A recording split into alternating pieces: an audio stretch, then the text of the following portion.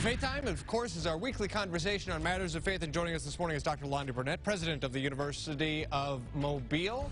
Thank you for joining us this morning. Also a professor of history.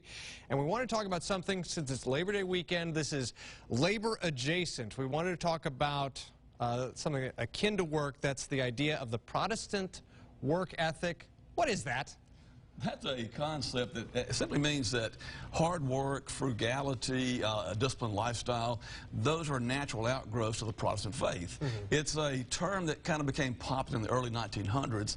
A sociologist named Max Weber said you could trace the rise of capitalism directly back to the Calvinist strand of Protestantism. So how has the idea of work evolved throughout history? It's changed dramatically. You know, it's funny, in the Garden of Eden, one of the punishments for man's sin was the idea of painful toil. So early rulers, early elite looked at work as something the oppressed did. You had slaves to do work. That view held throughout history pretty much.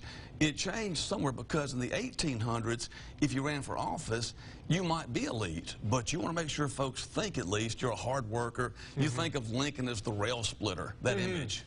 So why is it something of a sea change with the Protestant work ethic to sort of equate hard work and thriftiness as something that gives glory to God? Sure. It probably goes back to the Reformation.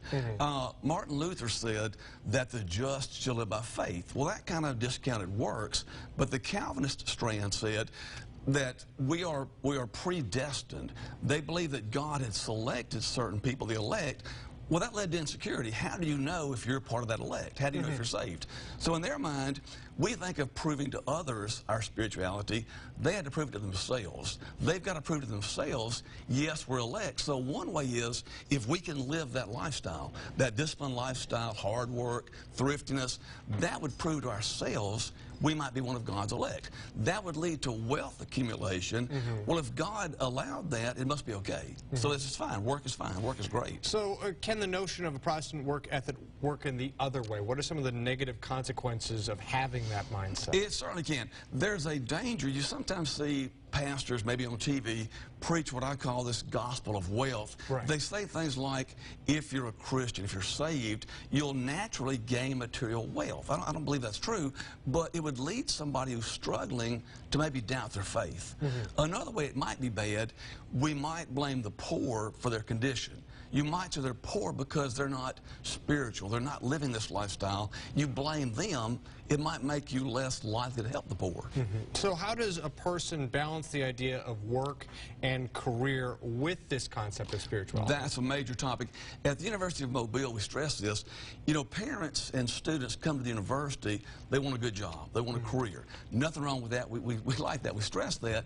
But we also say there's a purpose. We try to say, seek your purpose in life. You know, there's nothing, I think, more miserable than being in a job that you would hate. I couldn't think of anything more deadly.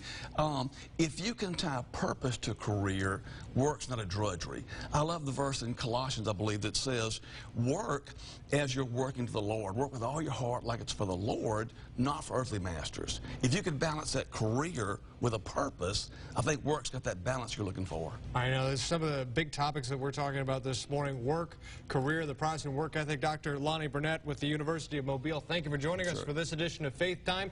And News 5 this morning will continue after the break.